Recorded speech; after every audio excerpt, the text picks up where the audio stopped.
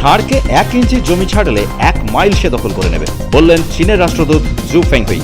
X হ্যান্ডেলে তিনি নাম না করে মার্কিন প্রেসিডেন্ট ডোনাল্ড ট্রাম্পকে নিশানা করেছেন বলে অনেকেরই ধারণা। চীনের রাষ্ট্রদূত বলেছেন, ব্রিক্স দেশগুলির উপর শুল্ক চাপিয়েছে আমেরিকা। আসলে আমেরিকা শুল্ক যুদ্ধ শুরু করেছে।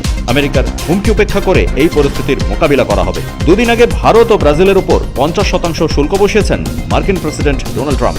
আমেরিকা যে চাপ বাড়াচ্ছে আন্দাজ করেই চীন সফরে যাচ্ছেন মোদি। ভারত চীনের মধ্যে সম্পর্ক শিথিল হতে চলেছে। ডোনাল্ড ট্রাম্প বলেছেন, ভারতের সঙ্গে নতুন করে বাণিজ্য চুক্তির কোনো প্রশ্ন ওঠে না যতদিন না পর্যন্ত শুল্ক নিয়ে সব সমস্যার সমাধান হচ্ছে। প্রয়োজনে ভারতের সঙ্গে বাণিজ্যিক সম্পর্ক রাখবে না আমেরিকা। ভারতের এখন যে অবস্থা তাতে চীনের সঙ্গে সরাসরি সম্পর্ক তৈরি করা ছাড়া বিকল্প কোনো পথ নেই। গতকাল রাতে ব্রাজিলের প্রেসিডেন্ট লুলা ডি সিলভার সঙ্গে কথা বলেন ভারতের প্রধানমন্ত্রী নরেন্দ্র মোদী।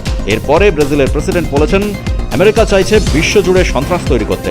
এই সন্ত্রাসের মোকাবিলা করা হবে। একবার যদি আমেরিকার কাছে মাথা নত করা হয় তাহলে সে দাদাগিরি শুরু করবে।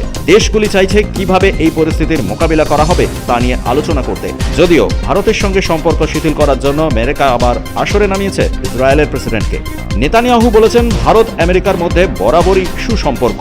আশা করি ভবিষ্যতেও এই সম্পর্ক থাকবে। নেতানিয়াহু বলেছেন, প্রধানমন্ত্রী নরেন্দ্র মোদীর উচিত ট্রাম্পের সঙ্গে আলোচনায় বসা। ব্যুরো রিপোর্ট, খবরের কলম ডিজিটাল।